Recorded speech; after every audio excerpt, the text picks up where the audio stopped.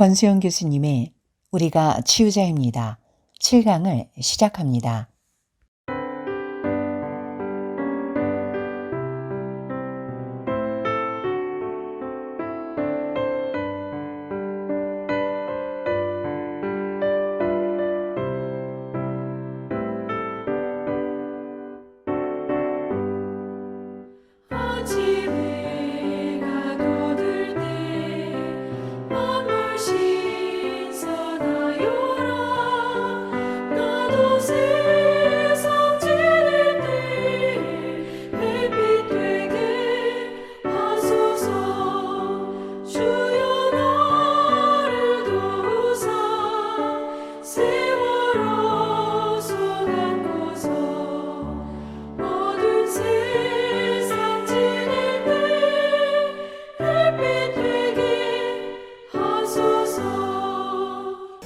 여러분 안녕하세요. 반갑습니다.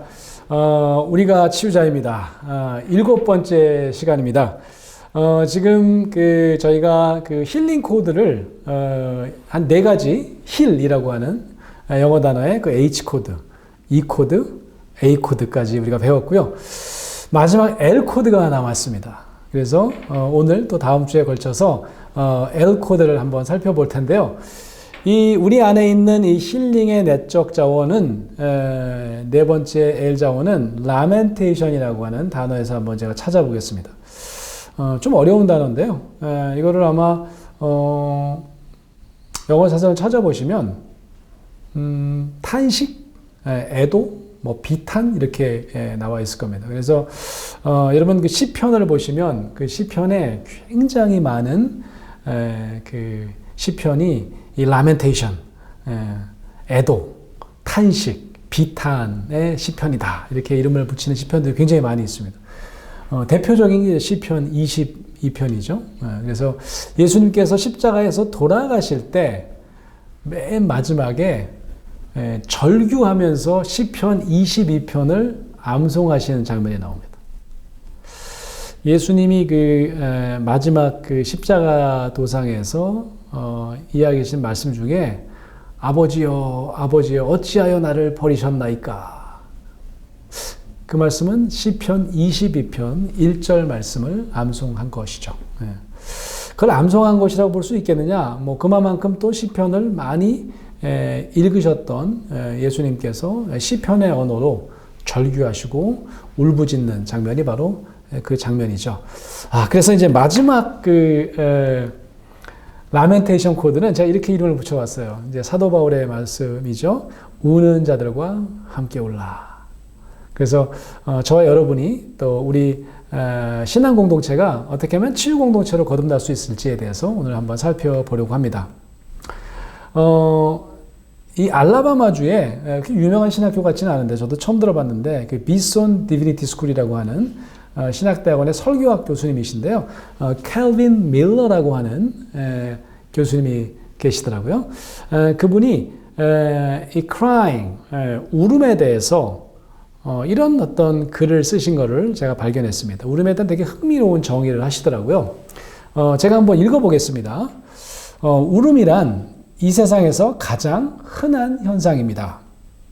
아가들은 어디에서나 웁니다. 심지어 대중 앞에서도 울 수 있습니다. 울음, 이것은 아이들에게 건강함의 표시요, 살아있음의 증거입니다. 그러나 어른이 되어서는 좀 달라지죠. 대부분 홀로, 그리고 어둠 속에서 웁니다. 인간은 성숙해 감에 따라 울음소리도 변하고 우는 이유도 변화합니다. 하지만 결코 울음이 중단되지는 않습니다. 멈추지는 않습니다. 웃음과 비교할 때 웃음은 이곳저곳에서 들을 수 있지만 울음은 모든 곳에 전반적으로 내재되어 있습니다. 그렇습니다. 웃음이 아니라 바로 울음이 생명의 상징입니다. 결국 울음과 존재는 동의어인 것입니다. 처음에 제가 이 글을 읽을 때 가슴에 큰 이렇게 여운이 남았지만 우리가 생각한 것과 좀 다른 이야기를 하고 계시지 않나? 여러분 어떠십니까? 여러분은 이 밀러 교수님의 의견에 동의를 하시는지요? 이분이 뭐라고 그랬냐면요. 여러분, 웃음이 생명의 상징이 아니라 울음이 생명의 상징입니다. 심지어는 존재와 울음은 동의어입니다. 자, 이런 의견에 동의하시나요? 아마 여러분 표정이 뭔 말이야 도대체 그게 좀 너무 철학적인 거 아니야? 이렇게 생각하실 수도 있을 것 같습니다. 제가 시험 문제를 한번 내보겠습니다. 예를 들면 울음이 생명의 상징이고 존재의 동의어라고 한다. 그 이유를 설명하시오. 이렇게 시험 문제를 내면 논술 문제입니다. 대학 논술 괜찮은 문제 같은데 한번 설명해 보실까요? 울음이 생명의 상징이다. 존재의 동의어다. 살짝 힌트가 있었습니다. 이 밀러 교수님이 갓난아기 예를 듭니다. 그죠? 갓난은 어디서나 올 수 있고, 갓난 애가 울면 살아있다는 증거다. 아, 그 얘기는 말이 되죠. 그죠? 그래서, 좀 가능한 설명은 이런 게 가능할 것 같아요. 아이가 태어나자마자 제일 먼저 하는 행동이 뭘까요? 응애! 하고 울었다. 그런 얘기죠. 애가 태어났는데 울지 않아요? 잘못하면? 요즘엔 그런 경우가 별로 없죠. 사산이라고 했더니 태어나면서 이제 죽는 경우가 있어요. 아이가 이미 뱃속에서 뭐 탯줄에 감겨서 목숨을 잃는 경우도 있고요. 그럼 태어나자마자 울 수 없을 거예요. 그죠? 자, 그러면, 태어났다. 존재한다. 라고 하는 것과 울음은 동의어다. 이렇게 얘기해도 되지 않을까요? 맞습니다. 밀러의 교수의 말처럼 갓난아기의 울음 이꼬르 살아있음의 증거입니다. 아마 이렇게 얘기하실 겁니다. 자, 갓난아기는 왜 울까요? 제가 예전 강의 때 그런 얘기를 드린 적이 있었던 것 같아요. 의학적으로 갓 태어났는데 아이가 숨을 쉬는데 울지 않는다. 그럼 빨리 꼬집어가지고 울린다고 그러죠. 엉덩이 꼬집어가지고. 왜요? 호흡 조절하라고. 응애 하면서 이제 호흡을 조절하는 거예요. 물속에서 숨 쉬는 거나 공기중 호흡이랑 달라갖고 적응해야 되기 때문에 호흡 조절의 기능도 있다. 그런 얘기를 하는 거죠. 아이가 조금 크면 어떨까요? 아까 밀러 교수님이 어른이 되면 그때부터는 아무 데서나 못 운다. 어둠 속에서 운다. 남이 안 볼 때 운다. 뭐 그런 이야기를 쓰셨던데 아이가 좀 크면 어떨까요? 저희 이제 전 아직 이제 아이가 결혼하지 않아갖고 이제 손자 손녀는 없는데 저희 이제 처형이 손자를 봤어요. 이제 바로 이제 우리 아내의 바로 위에 언니인데 맨날 그 집에 가서 조카 손자죠. 조카 손자 보러 갑니다. 뭐 귀여워 미치겠어요. 근데 이제 이 아이가 음매 하면 그 음매하는 소리를 얘가 좀 무서워하는 건지 입을 삐죽삐죽거리면서 한 10초 안에 웁니다. 그러니까 막 웃다가도 음매 소리를 내면 좀 있다가 울어요. 아니 울리려고 막 자꾸 음매를 하는 거예요. 다른 사람들이. 나중엔 저도 하고 앉아있더라고. 그리고 이제 제가 울리면 우리 아내가 그걸 찍어가지고 우리 집에 와서 막 혼자 봅니다. 둘이서. 와, 이거 진짜 희한하지 않냐? 왜 우는 거지? 그러니까 왜 자꾸 음매를 하게 되는 거죠? 동영상까지 촬영하고. 그 이유가 뭐냐고 물으신다면 우는 게 이뻐서입니다. 삐죽삐죽하다 우는 게 너무 귀여운 거예요.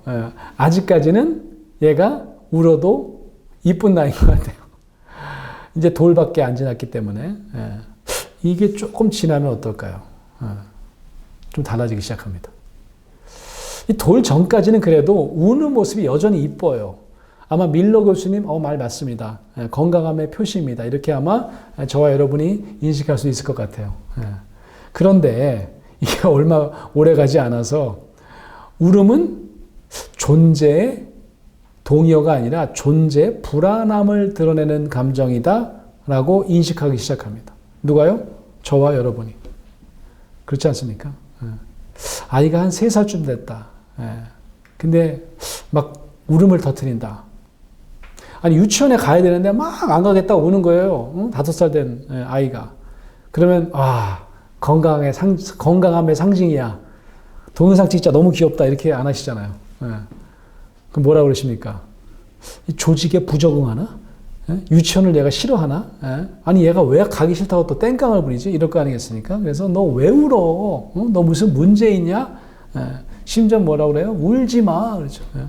어떨 땐 그래요. 야, 네가 애야? 네가 애야? 왜 울어? 왜 울어? 애예요. 5살밖에 안 됐어. 근데 우리가 4-5살만 되면 울지 말라고 한다. 그런 얘기죠. 자, 이게요. 어느 순간부터요. 우리는 갓난아기 때나 영아기 때는 들어보지 못했던, 물론 우리가 그때를 기억하지는 않습니다. 한 번도 못 들어봤던 새로운 지시사항을 듣게 됩니다. 뭘까요? 울지 맙니다. 울지 마. 울면 안 돼. 울음 끊죠. 뭐 심지어 그 다음에 뭐 3시 동안 너 울지 마. 너 3시 동안 울면 너 가만 안 둬. 뭐 하나, 둘, 셋 뭐 이런 거 있잖아요. 많이 해보셨죠? 자, 이게 왜 갑자기 울음에 대한 우리가 갑작스러운 태도 변화를 보이는 걸까요? 질문을 한번 우리가 스스로 물어봐야 될 것 같습니다. 존재는 울음과 같다. 울음은 존재와 동의어다. 살아있음의 증거다. 이런 밀러 교수의 주장은 결국은 영아기 때 혹은 아동기 초기, 아니 아동기도 아니죠. 한두 살 될 정도까지만 허용되는 건가요? 거기까지만 해당되는 건가요? 그 다음엔 우리가 그렇게 생각하지 않잖아요. 그죠? 울음은 존재, 살아있음의 증거가 아니라 불안함의 증거라면서요. 이게 참 이상한, 우리가 울음에 대한 상반적인 태도다 이렇게 볼 수 있을 것 같습니다. 자, 물질 성분을 연구하는 화학자들이 하시는 말씀이 있어요. 이 눈물에 대한 성분 분석을 해보셨대요. 눈물의 종류가 다르다는 그런 말씀이신 것 같아요. 그래서 이 슬픔이나 기쁨, 감정에 푹 빠져 있을 때 흐르는 눈물, 이런 눈물을 뭐라고 얘기할 수 있냐면 뭐 비탄의 눈물, 뭐 라멘테이션과 관련된 눈물 이렇게 볼 수 있겠죠. 그런 눈물이 있습니다. 그런 눈물이 있고 그냥 생체 반응의 눈물이 있어요. 예를 들면 뭐가 이렇게 눈에 들어갔습니다. 그래서 양파 냄새를 맡거나 뭐 그러면 눈물이 납니다. 아니면 눈물이 저절로 흐르는 생체 반응의 눈물이 있어요. 그 눈물을 받아다가 성분을 비교를 해봤대요. 글쎄요. 근데 성분이 다르더라. 그런 얘기죠. 현저히 차이가 나더라. 그 학자들은 이렇게 추측합니다. 우리가 상처로부터 혹은 비탄 중에 흐르는 눈물은 우리 몸 안에 있는 스트레스로 인한 좀 나쁜 성분의 화학 성분을 제거해주는 자연스러운 체내 현상이 아닐까? 그거 너무 과도한 해석 아닙니까? 아마 우리 하나님께서 그렇게 우리의 몸에 눈물의 기능을 만들어 놓으셨는지도 모르죠. 저는 이게 가능할 수도 있겠다라고 생각하는 그런 지점이 하나 있어요.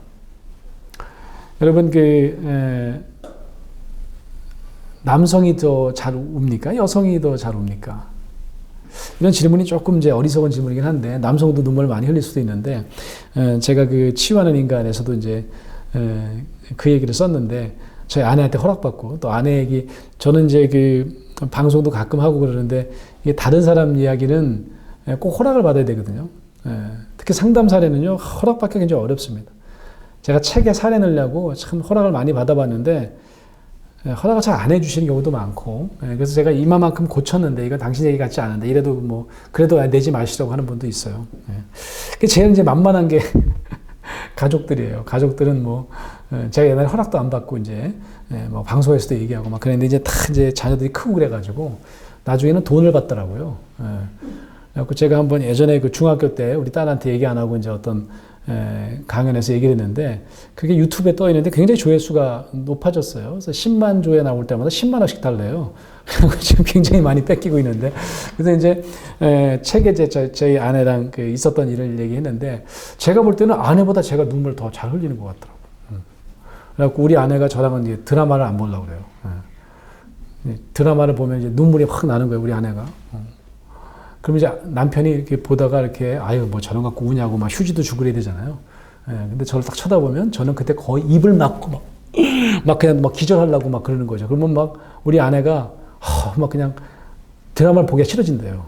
어떻게 남자가 말이지, 뭐 이런 거 갖고 막 그냥 감정에 막 그냥 사무쳐 갖고 막 나는 여자 배우 때문에 막 공감이 돼서 막 그런 거죠. 그 남녀차가 뭐 또 개인차가 있을 수 있겠지만 보통은 여성들이 많이 온다고 합니다.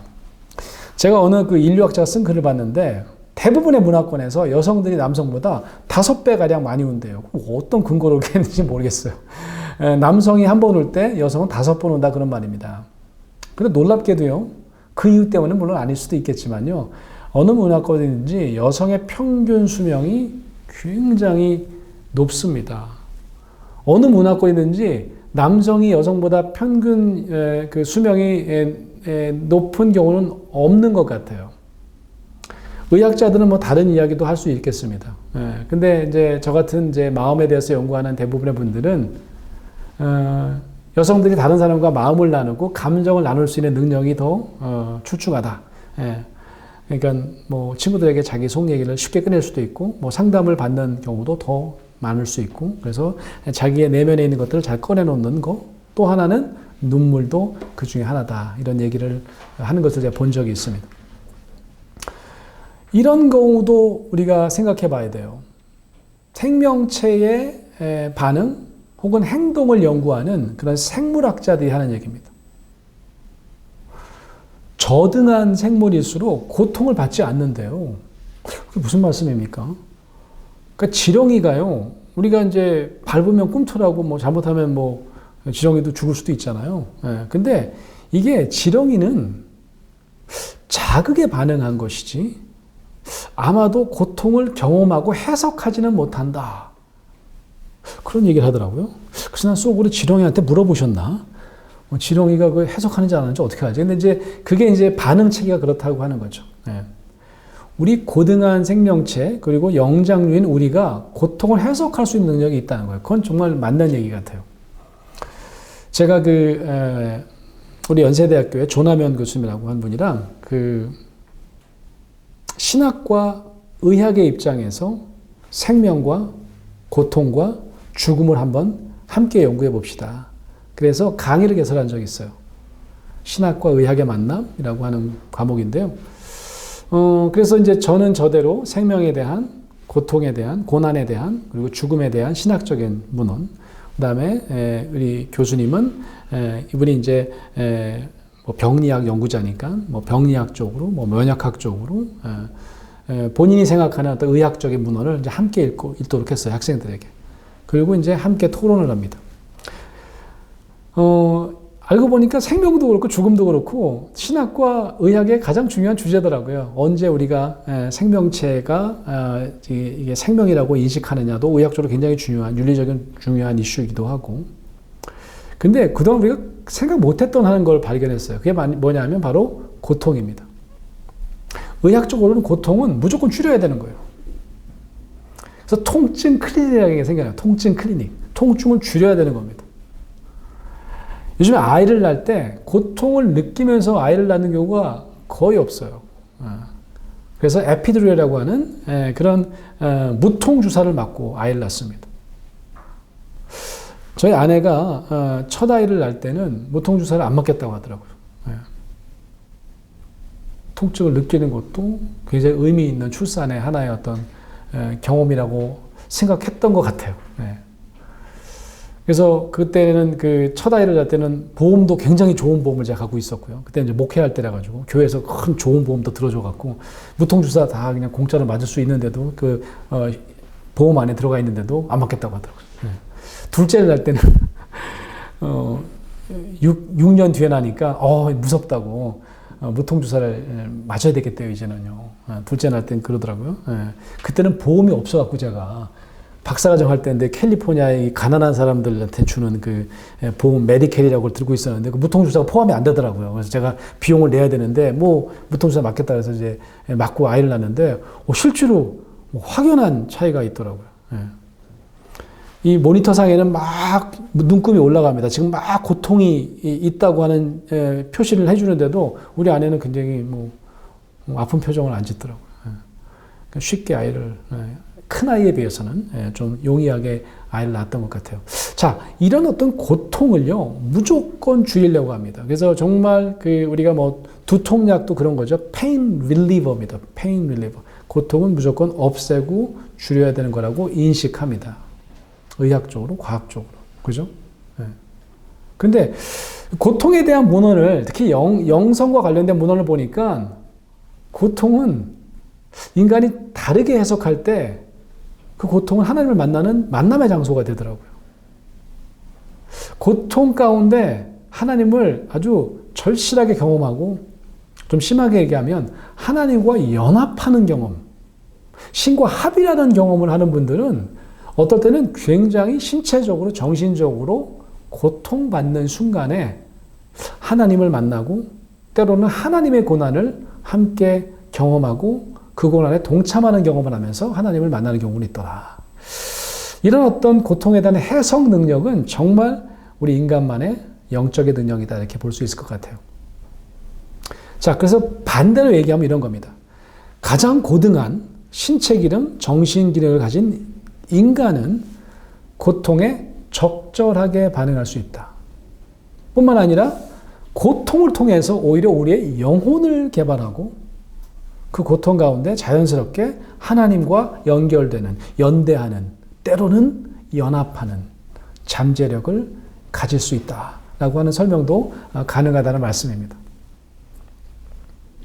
여러분, 그 사도 바울이 로마 교회에 보낸 편지가 로마서 12장에 등장합니다. 이 고통 가운데 있는 이 그리스도인들에게 생활 속 치유를 어떻게 할 것인가, 생활 속 치유의 실천에 대한 말씀, 그 치유를 강조하는 말씀이 로마서 12장에 등장합니다. 14절에 보면 이런 말씀이 나옵니다. 너희를 박해하는 자를 축복하라. 나를 누가 막 박해를 해요. 가해자고 전 피해자입니다. 근데 그 사람을 축복하래요. 가해자를 축복하래요. 이게 말이 되는 얘기입니까? 그리고 저주하지 말라, 이렇게 되어 있습니다. 이거는 이 고통에 대한, 내가 고통을 당하면 방어하는 태도를 취해야 되거든요. 의학적으로는 pain reliever를 해야 되거든요. 고통을 내가 피하는 게 아니라 없애려고 노력해야 되거든요. 내가 이런 방어 기능을 최소한 가져야 되는데 그런 거를 하지 말라라고 하는 메시지처럼 보여요. 심리학적으로요, 정신분석에서 방어기제라는 말을 쓰거든요. 방어기제. 뭔가를 방어하는 메커니즘이 있다는 거예요. 우리 내면에. 고통을 받잖아요? 그러면 그 고통을 받는 고통의 원인에 대한 상대방을 내가 저주하고 미워해야 됩니다. 그러면 내 안에 있는 상실, 내가 무시당했다고 여겨지는 그런 어떤 면에서 비탄, 이런 걸 좀 덜 느낄 수 있어요. 그래서 상대방에게 내가 화를 내는 것도 방어기제로 쓸만한 방법이라고 생각할 수도 있는데 왜 사도 바울은 이런 말씀을 하는 걸까요?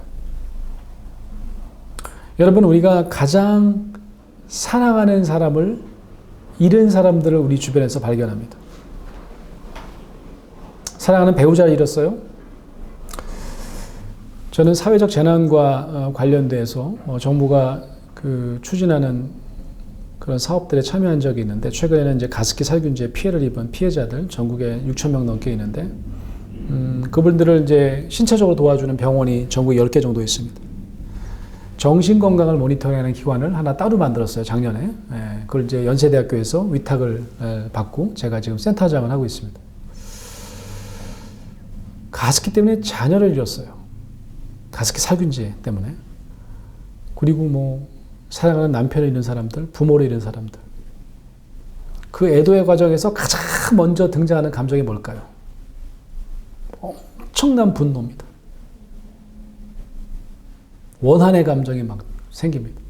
화를 내고요. 처음에 이제 저희가 이제 이 사업을 처음 맡았을 때, 처음에는 이제 이 피해자들이 분명히 가습기 살균제를 쓴 다음부터 이렇게 폐가 나빠졌는데, 그 이전에도 뭐 천식을 앓았거나 폐 때문에 병원을 갔다 온 적이 있다. 그러면 인과관계가 성립이 잘 안 돼가지고 진짜 이게 가습기 살균제 피해 때문에 이제 어떻게 하냐 그래가지고 의료 지원도 잘 못 받고 지원의 어떤 범위가 이렇게 줄어드는 사람이 많았어요. 그래서 그런 분들 심리 상담을 하다 보면 그 어마어마한 분노를 상담사들이 감당하지 못하는 경우도 많았습니다. 상담자한테 막 쌍욕을 합니다. 응? 이야, 나한테 돈 안 주고 니들한테 주는 거야? 니들이 뭔데 나를 상담한다고 막 소리도 지르시고요. 그럼 어마한 그 여성 상담사들은 막 펑펑 울면서 저를 찾아와서 상담 못 하겠다고 어마어마한 분노. 많은 분들이 국가에 대한 분노도 굉장히 크죠. 어떻게 이런 살균제를 잘 알아보지도 않고 팔도록 했냐라고 하는 거죠. 옥시라고 하는 회사에서 만든 살균제는 영국 회사인데 영국에서는 단 한 대도 팔지 않았습니다. 그러니까 그 분노감이 뭐 이루 말할 수 없겠죠. 자, 상실에 대한 제일 첫 번째 반응은 뭐라고요? 분노 감정입니다. 때로는 원한이라고 하는 감정입니다. 여러분 예전에 우리가 전통적인 중국 무협지나 그 무술 영화 같은 거 보면요, 늘 시작이 뭐냐면 뭐 요즘 뭐 그런 액션 영화도 그런 거 많죠. 자신의 부모를 죽인 철천지 원수에게 복수를 맹세하고, 그리고 분노와 그 원한에 차가지고 말이죠. 그 왼수를 내가 복수할 거야! 라고 하면서 이제 일생을 바치는 내용으로 보통 진행되는 경우가 많습니다. 그죠? 맨 마지막 장면은 어떻게 돼요? 복수를 하는 거죠. 어머니의 원수를 내가 갚고 말이죠. 맨 마지막에 부모님의 모습을 탁 떠올리면서 그때서야 어떻게 해요? 비로소 회한의 눈물을 쫙 흘리는 거. 이런 영화 가끔 보셨죠? 그게 이제 보통 우리가 이제 생각하는 상실에 대한 자연적 반응이다 이렇게 볼 수 있겠죠.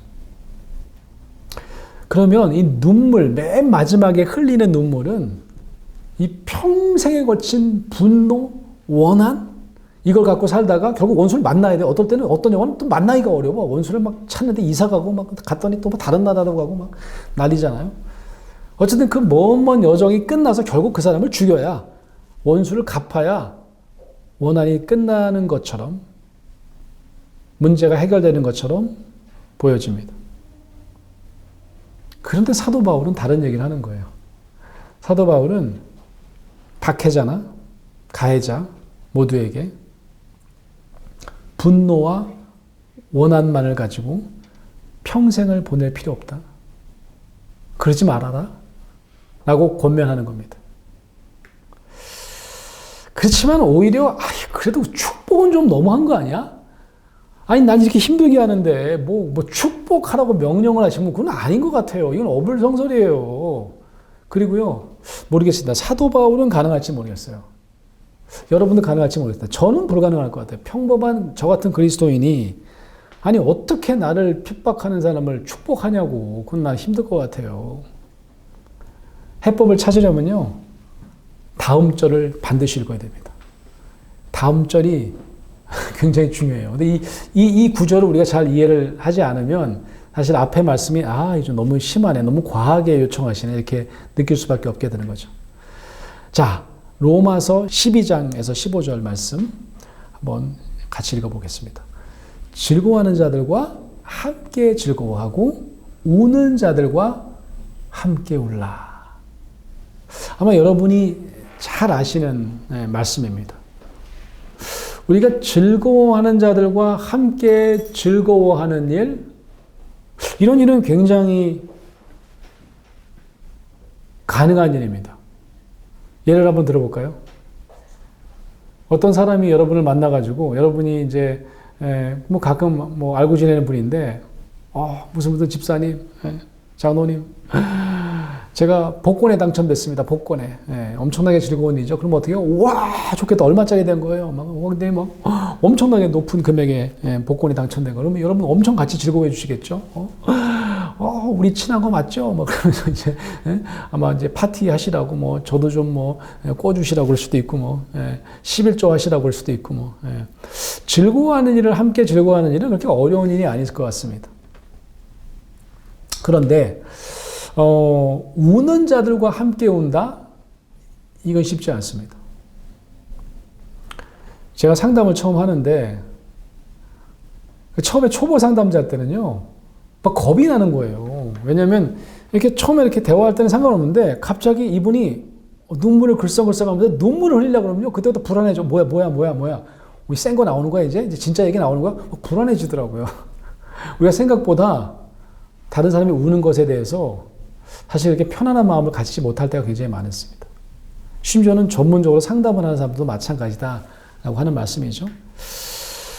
우리가 눈을 밖으로 돌려서 원수를 갚고 책임 소재를 다 남에게 돌리면서 시간 허비하지 말고 내면의 기쁨과 슬픔을 있는 그대로 받아들이는 것. 우리의 비탄을 그냥 받아들이고 우리가 눈물 흘리는 사람에게 아니 왜 그러세요? 왜 또 눈물을 흘리세요? 그러지 마세요. 하나님께서 분명히 갚아주실 거예요. 축복해 주실 거예요. 다 의미가 있을 거예요. 이렇게 이 슬픔에 대해서 우리가 되게 불편한 마음이 많은 그리스도인들에게 새로운 치유하는 그리스도인의 방식을 설명하는 구절인지도 모르겠습니다. 어쩌면 사도 바울이 우는 자들과 함께 우는 그리스도인, 이것이 바로 치유하는 그리스도인의 건강한 심리적 태도다라는 입장을 우리에게 설명하고 계신지도 모르겠습니다. 자, 이제 다음 주는 마지막 시간인데요. 다음 주 마지막 시간에는 어떻게 하면 우리가 이 애도를 통해서 이 애도가 어떻게 치유에 그렇게 중요한 요소가 될 수 있는지 그것을 우리가 정신분석학적으로 좀 알아보면서 저와 여러분이 그리고 우리 신앙 공동체가 어떻게 치유하는 공동체로 거듭날 수 있을지에 대해서 한번 살펴보고 우리가 그동안 여러 주에 걸쳐서 살펴보고 있는 치유에 대한 대단원의 막을 내려보도록 하겠습니다. 그럼 오늘 여기까지 하고요. 다음 주에 다시 뵙겠습니다. 고맙습니다.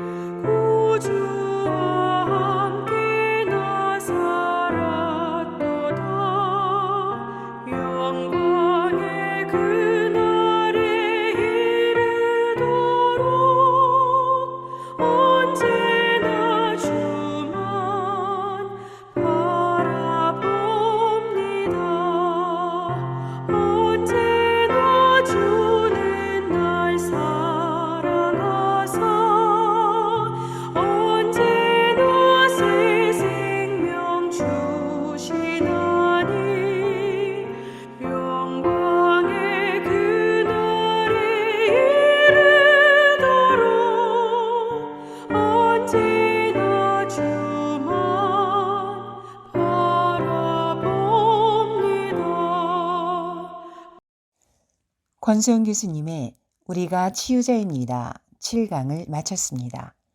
다음 주 토요일 오전 10시에는 우리가 치유자입니다. 8강이 이어집니다. 많은 시청 바랍니다. 감사합니다.